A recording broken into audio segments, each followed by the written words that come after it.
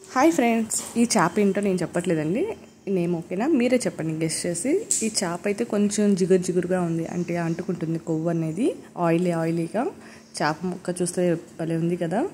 So ఎవరికి తెలిస్తే వాళ్ళు కామెంట్ బాక్స్లో చెప్పండి, ఎందుకంటే నాకు తెలియదు, అందుకనే చెప్పట్లేదు. ఇదేదో పజిల్ గేమా, మాకు టాస్క్లు ఇస్తున్నావా అని మాత్రం ఎవరు అలా కామెంట్ చేయొద్దు. నాకు మా హస్బెండ్కి తెలియదు, ఆయన మర్చిపోయారు అనమాట. చాలా రోజులైంది, మేము ఫస్ట్ టైం మాట ఈ చేప తినడం. కానీ చాలా బాగుందండి, టేస్టీగా అయితే. కాకపోతే కొంచెం మధ్యలో మా పిల్లల అల్లరి ఏమనుకోవద్దు. ఈరోజు సండే కదా, ఈ రెసిపీ అనేది యూస్ అవుతుందని చెప్పి నేను పోస్ట్ చేశాను చేపలది, ఓకేనా. ఇంకా నేను పసుపు ఉప్పేసి క్లీన్ చేసుకుంటున్నాను అండి. కానీ చాలా జిగురుగా ఉందండి, చెయ్యి అంతా అయితే ఆయిలీ అయిపోయిందనమాట మొత్తం.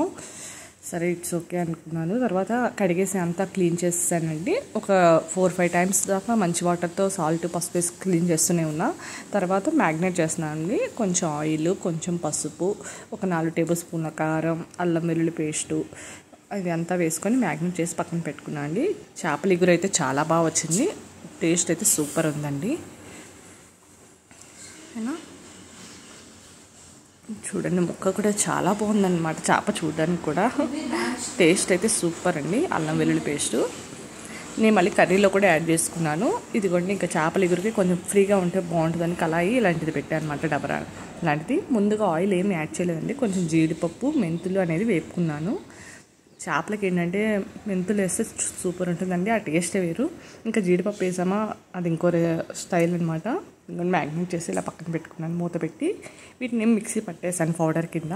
తర్వాత ఆనియన్, పచ్చిమిర్చి కూడా మిక్సీ పట్టేశాను. పచ్చిమిర్చి పట్టలేదు, ఓన్లీ ఆనియనే, మీకు చూపించినట్టు 3 ఆనియన్స్ అలాగా. ఇంకా ఆయిల్ వేసుకుంటున్నానండి.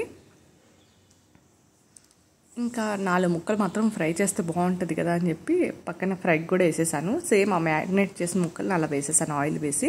అంతేగాని ఇంక దానిలో ఏమీ వేయలేదు. కొంచెం గరం మసాలా, లాస్ట్లో కొత్తిమీర, ఉల్లికాడలు యాడ్ చేశాను ఫ్రైకి, అది కూడా చూపిస్తాను. చిన్న పిట్ట అంతే.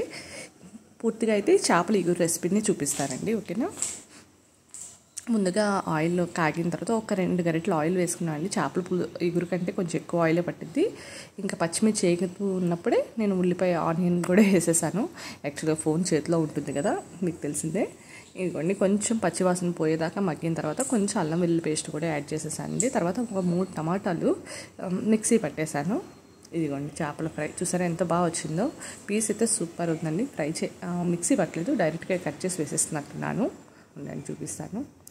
ఈ అల్లం వెల్లుల్లి పేస్ట్ కూడా స్మెల్ పోయే వరకు మనం అలా కలుపుకుంటూ ఉండాలండి. ఇంకోండి, మనకి చూడడానికి ఏమో ఎంత వస్తుంది చేపల ఇగురు అన్నారు, కొంచెమే వచ్చింది కదా అన్నట్టు ఉంటుంది. కానీ కుక్ చేసిన తర్వాత చాలా బాగా వస్తుందండి. గ్రేవీ కూడా అసలు చాలా బాగుంటుంది. నియర్లీ మాకు 5 మెంబర్స్కి ఈ ప్రాసెస్ అనేది నేను చూపిస్తున్నాను మీకు. ఇదిగోండి, ఇలా కట్ చేసి వేసా, మిక్సీ పట్టలేదు. ఆల్రెడీ మనం పౌడర్ కూడా పక్కన పెట్టుకున్నాం కదండి జీడిపప్పుది. ఇదిగోండి, ఆ పౌడర్ కూడా యాడ్ చేస్తుంది అనమాట. అసలు జీడిపప్పు వేస్తే ఆ ఫ్లేవరే వేరనమాట, ఇంకా డిఫరెంట్గా ఉంటుంది. ఇంకా ఉల్లికాడలు వేసాను, కడిగేసి ఉల్లికాడలు ఫ్రైలో కొంచెం, ఇగురులో కొంచెం అన్నట్టు వేసాను. చేపల పులుసుకి ఏంటంటే ఆ ఉల్లికాడలు, ఆ టేస్ట్ అంతా చాలా బాగుంటుంది అనమాట. మా హస్బెండ్కి చాలా ఇష్టం, ఇంకా అందుకనే అలా వేసాను అనమాట. ఒక్కసారి ఈ రెసిపీ ఇలా ట్రై చేసి చూడండి, ఈ కొలతలతో నేను చూపించినట్టుగా. మీకు కారం వచ్చి చిటికెడే అండి, కొంచెమే. మ్యాగ్నేట్ చేసేటప్పుడు 3 స్పూన్ల కారం వేసానండి, table spoons. 1 table spoon salt వేసాను, గరిట ఆయిల్ వేసాను, 1 టేబుల్ స్పూన్ అల్లం వెల్లుల్లి పేస్ట్, అంతే. అప్పుడైతే కనుక మ్యాగ్నేట్ చేసేటప్పుడు. ఇప్పుడైతే ఇగురులో డబరా అదేముంది కళాయిలో అయితే కనుక మళ్ళీ కొంచెం షుగర్ వేసాను. 1 టేబుల్ స్పూన్ కన్నా హాఫ్ షుగరు, 1 టేబుల్ స్పూన్ మళ్ళీ కారం యాడ్ చేసుకున్నాను.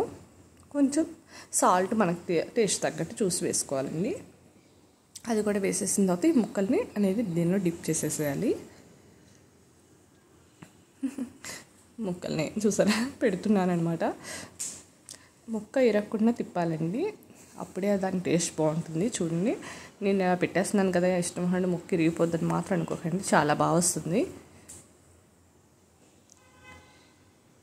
ఇదంతా చాలా సింపుల్ ప్రాసెస్ అండి, నియర్లీ 45 మినిట్స్ ప్రాసెస్ పట్టిద్ది అనమాట ఇదంతా. ఇంకా కొత్తిమీర కూడా సర్వ్ చేసేసుకున్నాను. ఇంకా దీన్ని అలాగా మూత కూడా పెట్టలేదండి, అలా మామూలుగా కుక్ అవుతూ ఉంది. కుదిరిన వాళ్ళు మీరు మూత పెట్టుకోండి ఒక 2 నిమిషాలు, లేదంటే మాడిపోతుందని చెప్పి నేనైతే మూత పెట్టలేదు. కొంచెం ఉడికిన తర్వాత అప్పుడు నేను గరం మసాలా యాడ్ చేసుకున్నాను. గరం మసాలా కూడా యాడ్ చేసిన ఒక 5 మినిట్స్కి ఒక టీ గ్లాస్ వాటర్ యాడ్ చేశాను అంతే. ఇంకా టేస్ట్ తగ్గట్టు సాల్ట్ అంతే, కారం అవన్నీ చూసుకుంటూ అంతేగాని ఇంకంతా. చూసారా గ్రేవీ ఎంత బాగా వచ్చిందో, ముక్క కూడా చూసారా ఎంత బాగా ఉడికిందో, ఏ ముక్క విడవలేదండి చూడండి.